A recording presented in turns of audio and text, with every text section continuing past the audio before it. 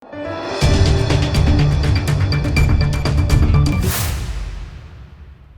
દર્શક મિત્રો, આપ જોઈ રહ્યા છો લોકમૈત્રી ન્યૂઝ. હું છું એન્કર અર્પિતા પટેલ. હવે જોઈએ અગત્યના સમાચાર.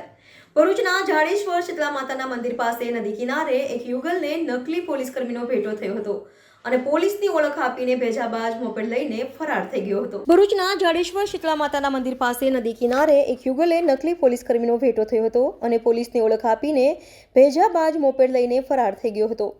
જોકે લોકલ ક્રાઇમ બ્રાન્ચની ટીમે આરોપીને ઝડપી લઈ વધુ તપાસ શરૂ કરી હતી.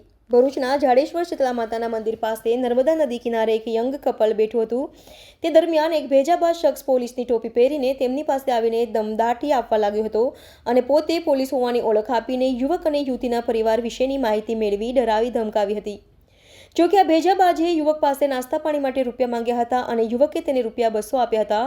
પરંતુ વાત આટલેટથી ન અટકતા પોતે પોલીસકર્મી હોવાની ઓળખ આપનાર ભેજાબાજે નાસ્તો લેવા જવા માટે મોપેડ માંગ્યું હતું અને યુવકે મોપેડ આપ્યા બાદ તે મોપેડ લઈને ફરાર થઈ ગયો હતો. જોકે સમય અવધિ વીત્યા બાદ પણ અજાણ્યો શખ્સ પરત ન આવતા યુવક અને યુવતીને તેઓ છેતરાયા હોવાનો અણસાર આવી ગયો હતો અને આ અંગે ભરૂચ સી ડિવિઝન પોલીસ મથકમાં ફરિયાદ નોંધાવી હતી.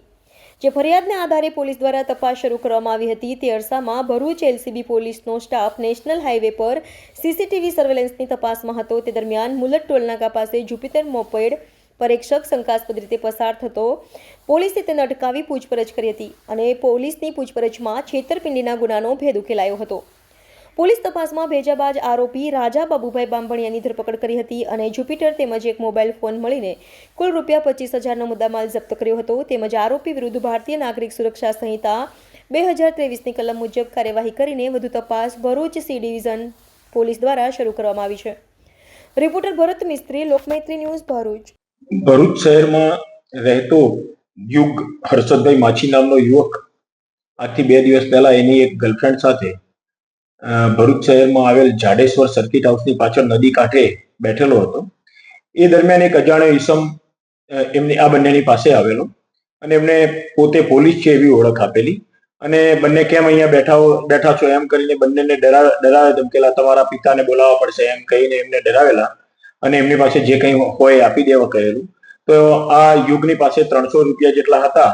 એ રકમ કે આ જે અજાણ્યો માણસ હતો એને પડાવી લીધેલી યુગ પાસેથી અને પછી આ યુગ પાસે એક મોટરસાયકલ પણ હતું.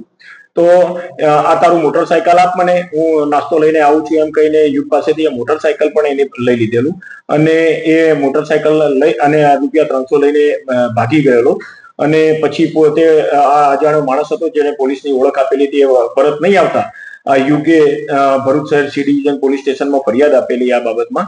તો એ અંગે પોલીસ અધિક્ષક શ્રી મયુર ચાવડા સાહેબે ગુનાની ગંભીરતા સમજીને એલસીબી અને એસઓજી અને સ્થાનિક પોલીસ સ્ટેશનના અધિકારીઓને ગુનો શોધી કાઢવા માટે સૂચના આપેલી.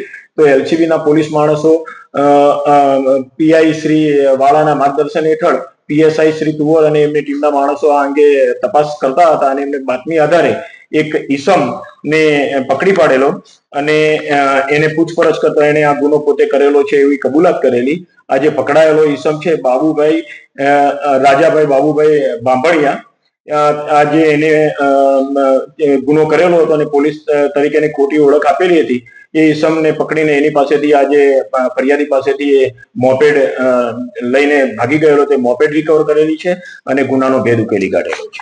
લોકમૈત્રી ન્યૂઝ સાથે જોડાયેલા રહેવા અમારા યુટ્યુબ ચેનલને સબસ્ક્રાઇબ કરી ફેસબુક અને ઇન્સ્ટાગ્રામ પેજને લાઇક અને શેર કરો.